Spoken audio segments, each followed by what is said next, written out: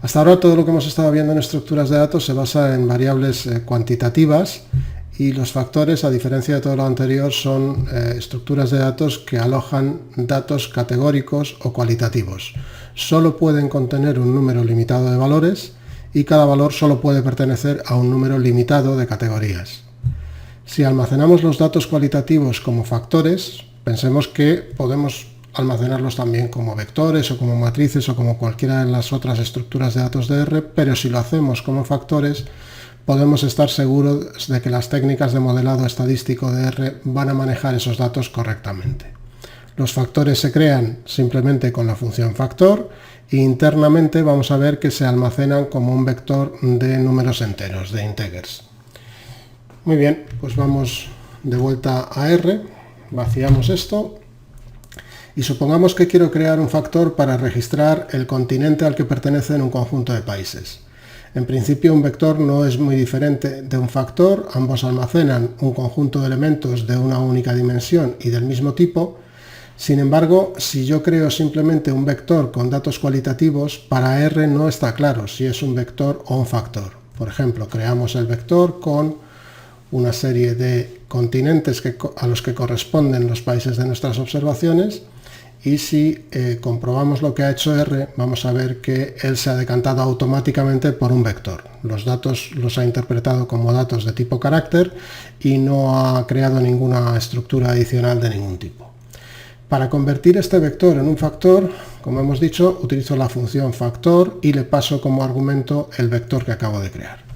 Es decir, creamos un factor al que llamamos continentes y le pasamos el vector con los valores que hemos creado, y si ahora comprobamos lo que ha hecho R, vemos que lo ha procesado y lo ha almacenado de una forma muy diferente. Ahora ya las dobles comillas han desaparecido, ya no estamos hablando de elementos de tipo carácter, y además me indica cuáles son los niveles o categorías que componen ese factor. Fijaros que ha cogido las tres que van incluidas en los datos, y entrando un poquito más en detalle, lo que la función factor ha hecho con nuestro vector son fundamentalmente dos cosas. Primero, ha recorrido el vector para identificar cada una de las diferentes categorías que aparecen en él y las ha ordenado, si os fijáis, alfabéticamente: África, América y Europa. Y en segundo lugar, ha convertido los valores de tipo carácter del vector en valores de tipo integer. Lo decíamos al principio, aquí todavía no lo vemos, pero lo podemos comprobar examinando la estructura del factor. Función str, como siempre, y como veis me dice que es un factor con tres niveles y me da los valores integer con los que internamente está almacenando los datos. Que si nos fijamos un poco, vemos que el 3 es el primero, corresponde a Europa. Europa es la tercera categoría dentro de mi factor. El segundo es el número 2, que es América, que corresponde a la segunda categoría, y así sucesivamente.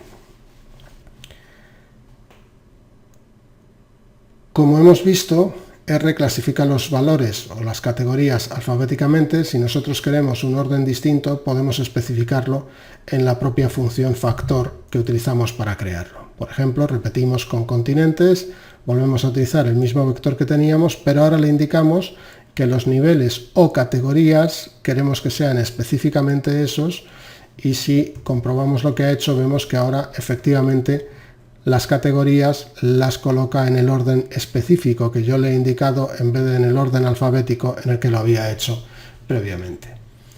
De paso, con el parámetro levels, estoy también indicando que todos los valores del factor tendrán que pertenecer a una de esas tres categorías. Si nuestro conjunto de datos no contiene todas las categorías reales que se pueden dar, como es el caso, pensemos que en nuestro factor falta Oceanía y falta Asia, siempre podemos añadirlas también mediante el parámetro levels. Por ejemplo, repetimos la operación, pero esta vez como levels le decimos que además de Europa, América y África, tenemos Asia y Oceanía. Vemos que aunque realmente el factor sigue teniendo únicamente los tres valores que van en el vector v, nuestro factor ya contiene las 5 categorías o los 5 niveles que le hemos pasado en el parámetro correspondiente. Otra cosa que podemos hacer también es cambiar los nombres de las categorías que vienen en nuestros datos. lo cual podemos hacer utilizando bien la función levels, que ya conocemos, bien el argumento levels, que ya conocemos, o el argumento labels, etiquetas, indistintamente. Pero el uso de cualquiera de los dos por separado realmente es un poco confuso, con lo cual la mejor manera de hacerlo es utilizando ambos argumentos combinados en la función factor, que ya hemos visto varias veces. Repetimos el mismo vector como argumento, repetimos los mismos niveles, los 5 continentes con los que existen, con los que estamos trabajando, pero añadimos un argumento etiquetas en el que le decimos que con independencia de los nombres de categorías y de los nombres de los valores de los elementos que contiene el vector v, yo quiero que los nombres de mis categorías sean los que estoy dando en el parámetro labels.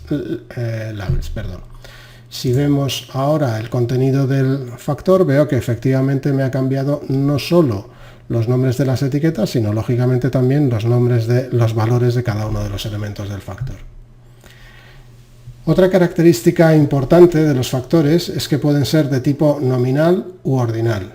Los de tipo nominal son aquellos en los que no existe ninguna relación de orden entre las categorías. Un ejemplo es el factor de continentes, con el que estamos trabajando en el ejemplo, en el que Asia no es realmente mayor ni menor en ningún sentido que se nos pueda ocurrir que Oceanía. Si vuelvo a crear mi factor original, tal como lo tenía al principio, con mis continentes y especificando con mis valores y especificando las 5 categorías que lo conforman, y ahora intento hacer una comparación entre dos elementos cualquiera del factor, por ejemplo, comparo el segundo con el primero, lo que me encuentro es con que R me dice que el valor no está disponible y me da un mensaje de advertencia diciéndome que la operación, o que el operando menor que no es significativo para los factores. Cuando los valores de un factor tienen una relación de orden entre ellos, siempre podemos declarar que el factor es de tipo ordinal. Por ejemplo, vamos a suponer que queremos crear otro factor distinto que va a contener las tallas de la ropa. Para ello creamos primero el vector, en este caso vamos a suponer un vector con tallas larga, extra larga, media y pequeña, y a continuación ese vector lo convertimos en un factor, pero en este factor le indicamos que es un factor ordenado, es decir, un factor ordinal, simplemente utilizando el parámetro order igual a true. Le indicamos de paso todos los niveles, todas las categorías que se pueden dar en el factor, extra pequeña, pequeña, media, larga y extra larga, y si ahora comprobamos, vemos que R lo ha convertido en un factor ordinal, lo cual identifico claramente porque él mismo ya me indica que extra pequeña es menor que pequeña, a su vez menor que media, etcétera, etcétera. Lógicamente esta relación de orden la ha deducido del orden de la posición en la que yo le he pasado los nombres de las categorías, así que hay que prestar atención a esto porque es determinante en la estructura de un factor ordinal. Y ahora ya sí podemos hacer comparaciones de orden entre elementos del factor. Por ejemplo, le pido que me compare el segundo elemento con el tercero, y en este caso le estoy diciendo que me compare extra largo si es mayor que m, y efectivamente sí lo es, y me devuelve true. Por último, y como seguramente a estas alturas ya os imagináis, puedo indexar elementos individuales del factor, igual que lo puedo hacer con las estructuras de datos que hemos visto hasta ahora. Por ejemplo, puedo pedirle que me devuelva el segundo elemento del factor continentes, y me dice que es América, y como estamos con un factor, pues me detalla a continuación también las distintas categorías que componen el factor, o puedo pedirle subconjuntos del factor,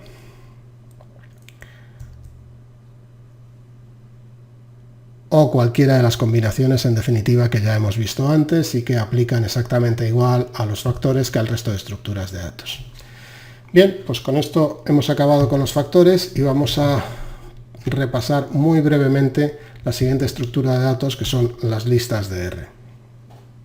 Una lista es una estructura de datos diferente a lo que hemos visto hasta ahora. Hemos visto que teníamos un vector que es un array de una única dimensión, siempre con elementos de tipo único, una matriz que es lo mismo pero en 2 dimensiones, y la lista es la primera estructura que admite tipos distintos de datos y por lo tanto cada elemento puede ser de un tipo distinto dentro de una lista.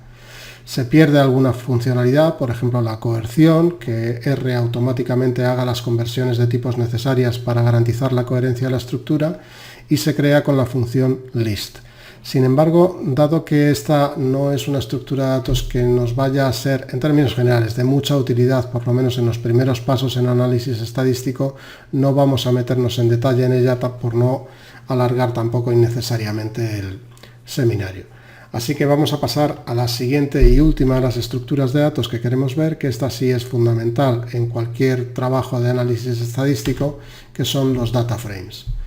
Un data frame es simplemente una estructura pensada específicamente para albergar datasets, que contiene filas y columnas, igual que la matriz, y en la que cada columna puede contener un tipo de dato distinto. Dentro de las columnas tienen que ser monotipo, pero podemos tener distintas columnas con distintos tipos de datos.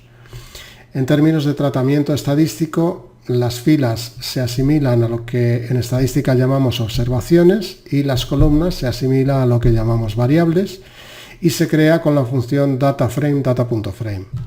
Se pueden importar también, ahora mismo luego en la demostración lo vamos a ver, desde CSV o desde Excel o desde SQL Server o prácticamente desde cualquier fuente de datos, origen de datos que se nos ocurra. Así que vamos a volver a RStudio, y R trae incluido, o RStudio por ser más específico, trae incluido como parte de la instalación un dataframe de ejemplo que es mtcars.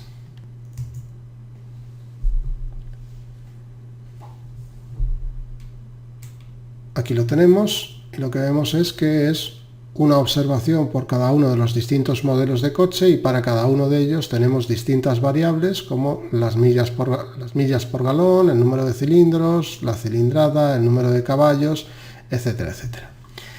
Bien, eso es algo que viene incluido, pero vamos a ver ahora cómo podemos construir un data frame partiendo desde cero como una combinación de vectores. Cada vector puede ser de un tipo distinto, y creo, por ejemplo, el primero a partir de los nombres de 3 personas, Juan, Carlos y Marta.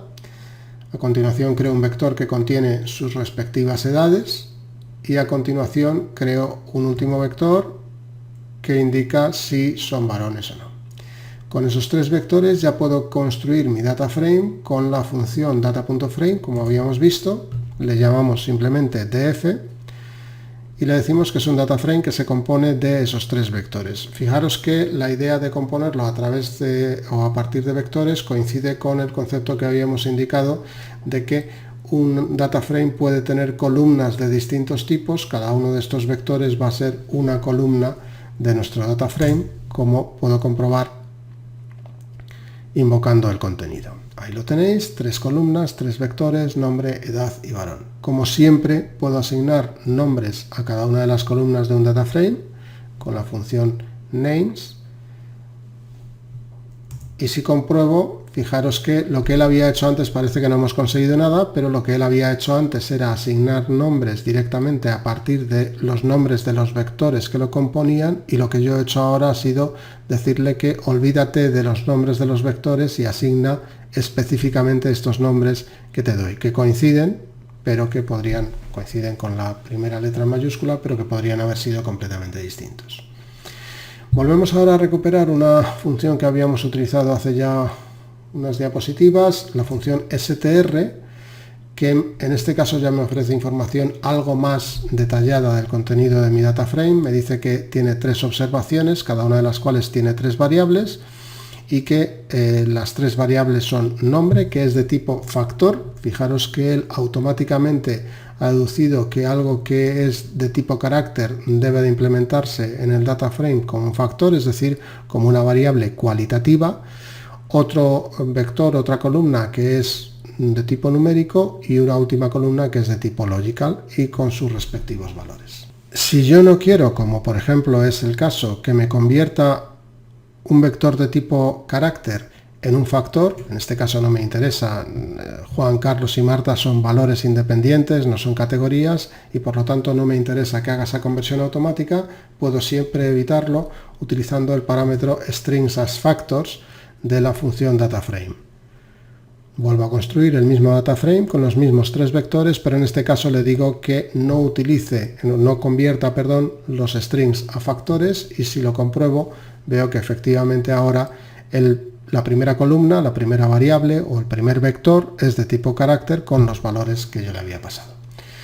Puedo, igual que en casos anteriores, indexar elementos individuales dando el número de fila y el de columna, por ejemplo el elemento de la segunda fila y la segunda columna, o mezclando la posición y el nombre, el título de la columna en este caso, o indexando una fila completa por número o una columna completa por nombre, o si utilizo un único parámetro, indexar una columna completa. Fijaros que en este caso es un poco distinto a lo que veíamos antes en el caso de las matrices, que iba a ir al elemento que ocupaba la posición 2 en la matriz. En este caso siempre lo va a interpretar como devuélveme la columna 2 de esa matriz.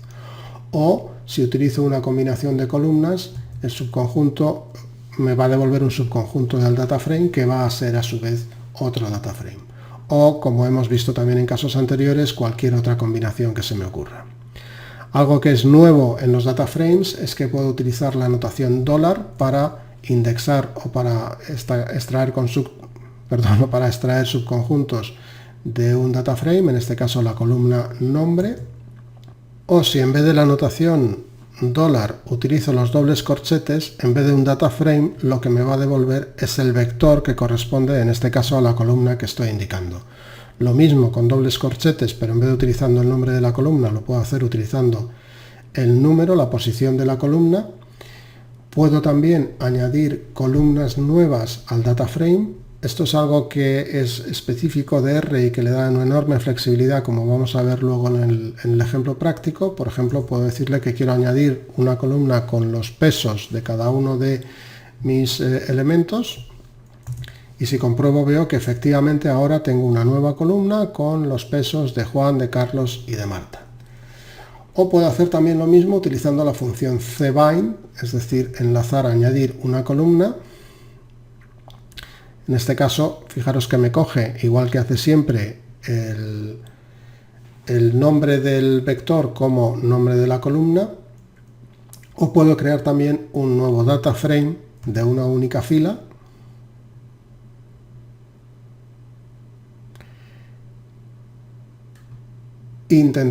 Digo intentar porque no va a funcionar, intentar añadirlo como una nueva fila a un data frame existente. En este caso da un error porque no coinciden los nombres, pero si creo el data frame con nombres iguales a los del data frame de destino,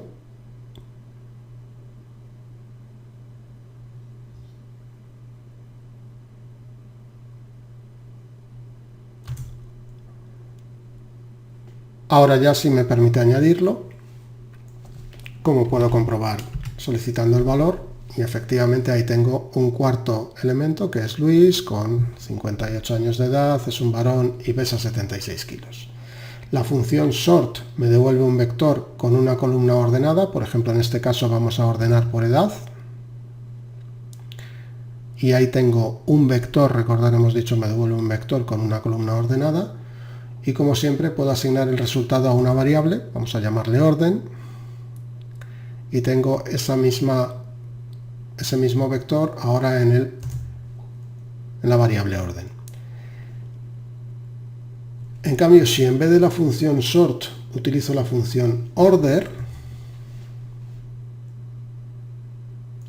lo que obtengo es un vector con los índices de los elementos ordenados, lo que ahora puedo utilizar para establecer el orden de las filas del data frame. Y si os fijáis, lo que tengo ahora es el data frame original, pero con las filas ordenadas en función de los valores de la columna edad. Puedo hacerlo combinando todo lo que he hecho en una única línea y aplicando, por ejemplo, un orden descendente.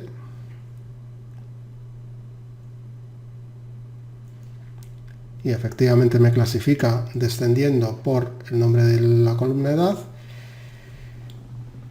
Y podríamos extendernos mucho más con el tema de los data frames, porque realmente es la columna vertebral de lo que vamos a hacer con R en análisis estadístico, pero yo creo que con esto hemos dado una primera idea de la funcionalidad de los data frames, y en el ejemplo práctico luego vamos a ver casos reales de uso de los data frames, así que vamos a dejarlo de momento aquí y vamos a volver a la siguiente parte y última que queremos tratar de sintaxis y funcionalidad de R, que son los gráficos. Los gráficos son un componente fundamental de R por la importancia que tienen en todos los trabajos de análisis de datos, de análisis estadísticos. Y en el caso de R vamos a ver que nos permite crear gráficos avanzados con líneas muy sencillas de código en el lenguaje. Por defecto viene cargado el paquete Graphics, que es el que trae incorporado R, y además de eso tenemos una amplia selección de paquetes de terceros que, cuando las funcionalidades incluidas por defecto en R no son suficientes para nuestras necesidades, nos permiten realmente encontrar cualquier cosa que nos pueda hacer falta. El paquete gráfico tiene dos funciones principales. El paquete Graphics por defecto tiene dos funciones principales: la función plot, que nos va a dibujar gráficos genéricos, muy versátil, y la función hist, que nos va a dibujar histogramas. Así que sin más, volvemos a RStudio. Vamos a limpiar esto un poco. Vamos a ver algún ejemplo. Para ello, primero asignamos el data frame, que recordáis que viene incorporado como ejemplo en R, que es el de los coches, mtcars. Lo asignamos a la variable z. Y ahora, sin más, ya puedo dibujar directamente un primer gráfico utilizando una de las columnas, cualquiera de ellas, del data frame. Vamos a utilizar, por ejemplo, la columna de los caballos de potencia de cada uno de los coches, que es HP.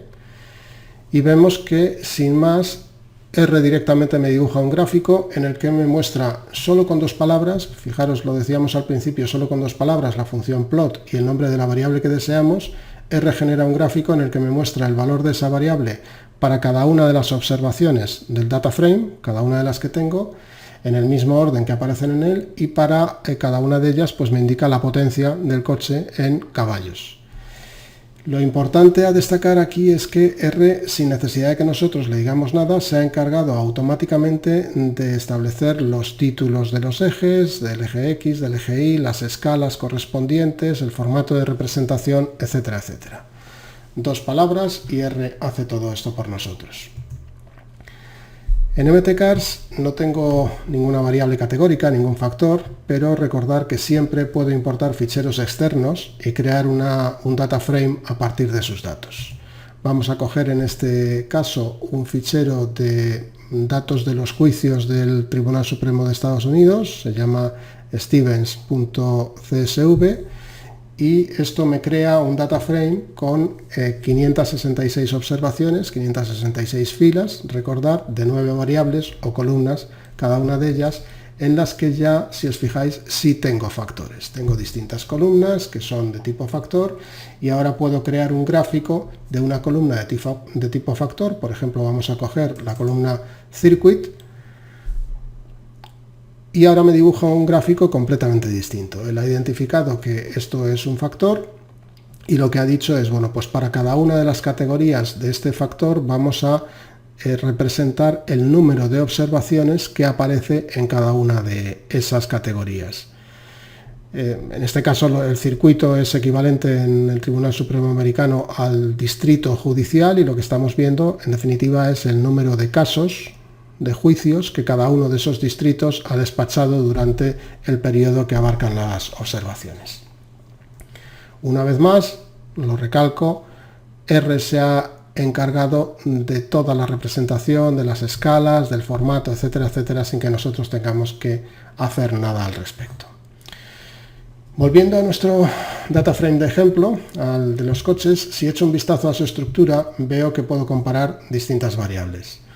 Por ejemplo, puedo comparar, tenemos la potencia, que ya hemos visto, la potencia en caballos, y tenemos aquí el consumo, no en kilómetros, en litros por kilómetro, en millas por galón, pero al final me vale exactamente igual. Y si pido un gráfico en el que me compare esas dos variables, veo que lo que él hace automáticamente es representar la primera de las dos que he indicado, millas por galón, en el eje X, y la segunda de ellas, los caballos de potencia, en el eje Y. Una vez más, me representa automáticamente las etiquetas y las escalas.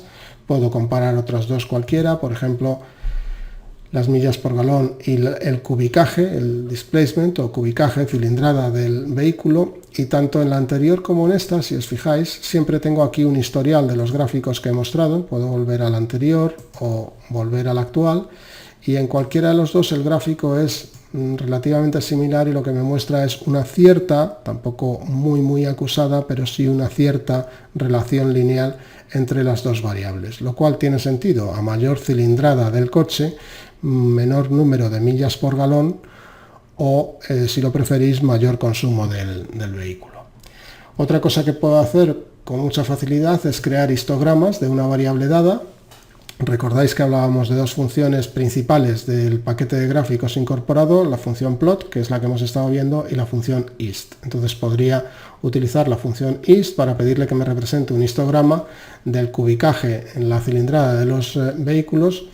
Fijaros que esto es algo parecido al gráfico que veíamos antes en el ejemplo de los tribunales. Lo que pasa es que en este caso estábamos utilizando la función plot y le estábamos pidiendo que nos graficase una variable que es de por sí ya un factor, es decir, en la que las categorías vienen marcadas y definidas previamente.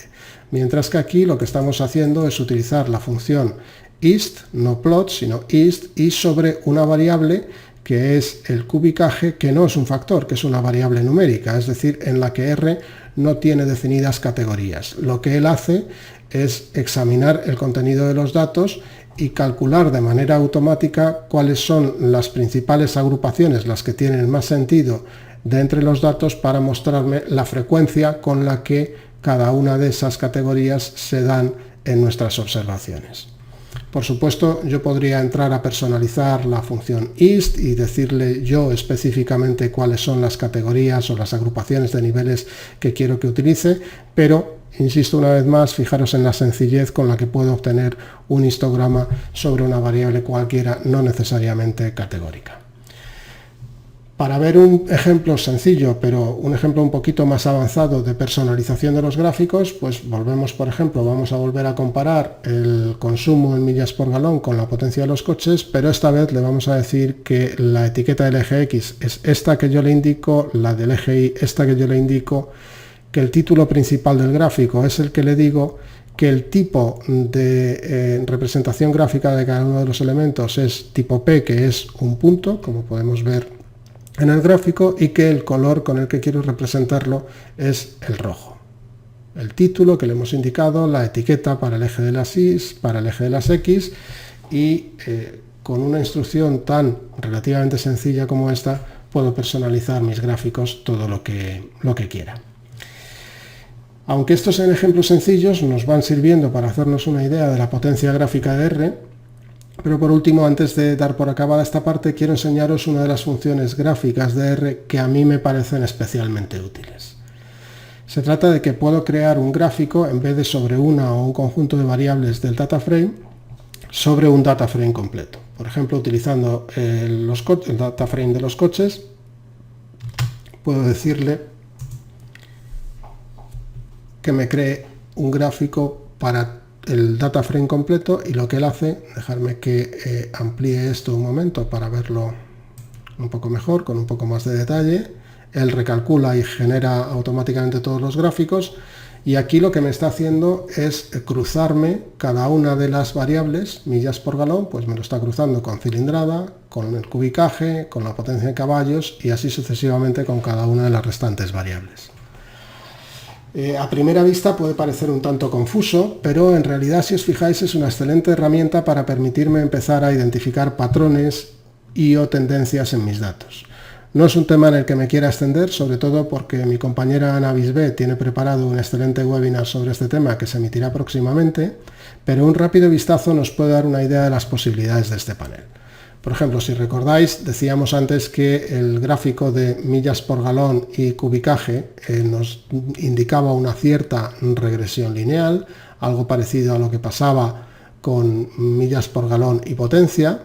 Podemos ver algo parecido, pero a la inversa, con una relación lineal directa en vez de inversa, pues por ejemplo en este gráfico, en el que nos relaciona el cubicaje del vehículo, la cilindrada, con el peso del mismo. Es una forma de decir, o es una forma de interpretar, que lo normal es que a mayor peso de un vehículo el motor va a necesitar tener más cilindrada. También podemos ver en otro tipo de gráficos casos claros o muy claros en este caso de agrupamiento de los datos. Aquí tenemos algunos ejemplos. En este caso realmente tampoco nos aporta mucha información porque si os fijáis lo que estamos viendo es que el número de cilindros del coche se agrupa pues entre 4 cilindros, 6 cilindros u 8 cilindros, lo cual es algo lógico y que además ya conocemos y que realmente no nos aporta en este caso mucha información adicional, pero en otros casos sí podría ser algo que nos llamase la atención, ver agrupaciones tan claras de datos de este tipo y nos haría intentar o querer analizar esa agrupación en más detalle. Otra cosa que nos puede llamar la atención, por ejemplo, estoy saltando de uno a otro, es, en este caso volvemos a tener agrupación de los datos, pero si os fijáis tenemos dos valores que se salen claramente de la agrupación de todos los demás, lo cual nos podría indicar datos fuera de rango, datos que son inválidos o que contienen valores erróneos, y me podría llevar a analizar esa información en más detalle para ver si efectivamente tengo un problema con esos datos. En definitiva, es una forma de echar un vistazo preliminar muy rápido a la estructura de nuestro data frame,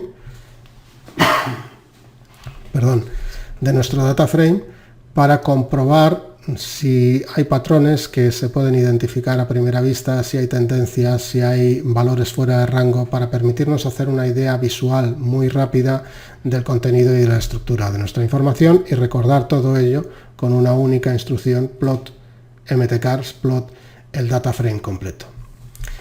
Muy bien, dejarme que restituya un poco esto a su estado original.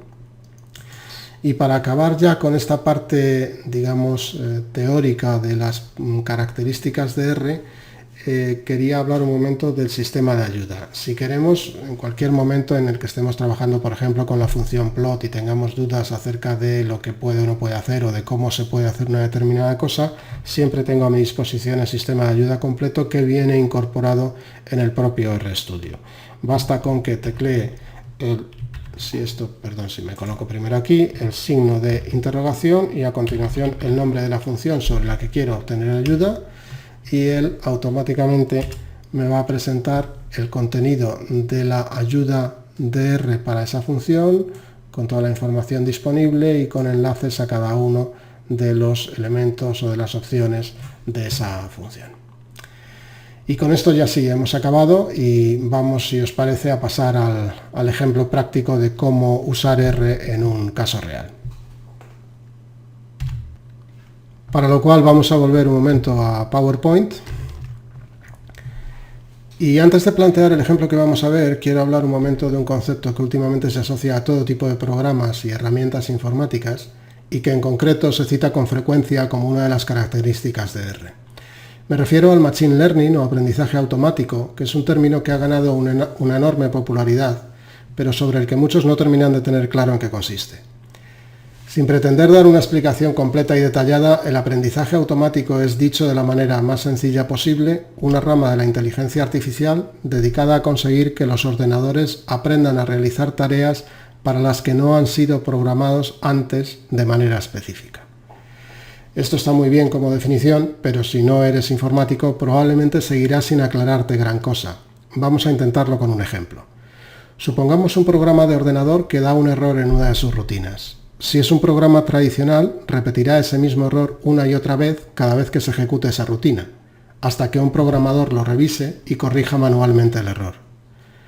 Sin embargo, si la rutina pertenece a un programa de aprendizaje automático, el propio programa tendrá la capacidad de identificar el error, analizar los motivos y modificar la rutina para mejorarla la próxima vez que se ejecute.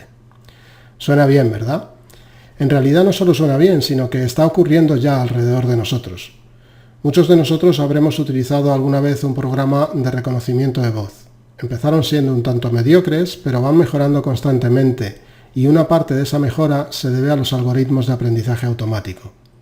Si yo pronuncio una determinada palabra de una manera rara, atípica, que se sale de lo que el programa espera, la primera vez probablemente no la sepa reconocer, pero el algoritmo hará que se fije en el contexto, en el sentido de la frase, etc., y le permitirá darse cuenta de que lo ha hecho mal. Después de unas cuantas repeticiones probablemente consiga identificarla bien, y a partir de ahí habrá aprendido la lección. No solo eso, sino que gracias a que la mayoría de esos programas se albergan en la nube, ese aprendizaje pasará a estar disponible automáticamente para el resto de usuarios. Hoy en día los programas o algoritmos de aprendizaje automático se utilizan de manera habitual para realizar tareas para las que programar algoritmos explícitos simplemente no es factible. Algunos ejemplos son el filtrado de spam, el reconocimiento óptico de caracteres, los motores de búsqueda, la visión artificial y, por supuesto, la construcción de modelos estadísticos. Lo que nos lleva de vuelta a R y a su capacidad para generar modelos estadísticos optimizados para nosotros. Aunque no me quiero meter en profundidades de teoría estadística, sobre todo porque yo soy un desarrollador y no un estadístico, sí quiero citar brevemente 4 de los principales modelos de predicción estadística, distinguiéndolos por el propósito al que sirven. El primero de ellos es la clasificación. Es un modelo en el que lo que buscamos es predecir el valor de una variable binaria tipo sí o no. Por ejemplo, ¿qué clientes dejarán sin pagar un crédito si se lo concedemos? El segundo es el modelo de regresión, en el que lo que queremos predecir es un valor numérico. Por ejemplo, ¿cuántos partidos tiene que ganar un equipo para llegar a los playoffs? El tercero es el denominado clustering, o agrupación si queréis en castellano, en el que lo que queremos es agrupar las observaciones del conjunto de datos en grupos que comparten características similares. Por ejemplo, quiero clasificar un conjunto de fotos en una serie determinada de categorías para facilitar su indexado por los buscadores. Y el último modelo es el de los sistemas de recomendación. Se trata de recomendar un elemento de entre un conjunto en base a las valoraciones previas de otros usuarios y o de otros elementos similares. Por ejemplo, quiero poder recomendar a un usuario qué libros le gustarán en función de los libros que él ha comprado anteriormente, de las valoraciones que ha hecho de los mismos y de las valoraciones que otros usuarios han hecho de libros similares. Otro factor a tener en cuenta es que los modelos de predicción se dividen en 2 categorías, supervisados y no supervisados. Un modelo supervisado es simplemente un modelo para el que disponemos de información histórica previa para la que ya conocemos los resultados y que podemos por lo tanto utilizar para entrenar el modelo. Por ejemplo, si queremos crear un modelo de predicción que sea capaz de decirnos qué fotos o imágenes son de una silla y cuáles no, tendremos un modelo supervisado si disponemos de un conjunto de fotos que ya hemos categorizado previamente, de manera que le podemos pasar esos datos, a los que denominamos conjunto de datos de entrenamiento, para que el modelo aprenda de ellos. Una práctica habitual en estos casos es que separaremos una parte de ese conjunto de datos y le quitaremos los resultados. A ese subconjunto le denominamos conjunto de datos de pruebas y una vez entrenado el modelo se lo pasaremos para poder comparar el resultado de sus predicciones con las respuestas reales que ya conocemos. De esa manera podemos comprobar la eficacia de nuestro modelo y mejorarlo hasta que ya estemos satisfechos con él. En el ejemplo que vamos a ver, vamos a utilizar un tipo de modelo de regresión al que se denomina regresión lineal. Explicado brevemente, es un modelo que se representa mediante la fórmula que veis en pantalla y que nos permite predecir el valor de una variable a la que llamamos dependiente, la y de nuestra ecuación, en base a los valores de una serie de variables independientes, las x1, x2, etc., x3 de la ecuación. La fórmula es en realidad muy sencilla y su eficacia o exactitud se basa en el acierto de los coeficientes beta 0, beta 1, beta 2 que le asignemos. En aprendizaje automático, o dicho de otra manera en R, es un método en el que el propio algoritmo calcula los coeficientes beta 0, beta 1 para el modelo y nos da información adicional, como veremos a continuación, que nos permitirá terminar de ajustar el modelo. Si es la primera vez que oyes hablar de regresión lineal, todo esto te sonará quizás un poco confuso, pero vamos a dejar aquí aparcada de momento la fórmula y ya volveremos a ella cuando nos haga falta en el ejemplo. Y vamos ya con él.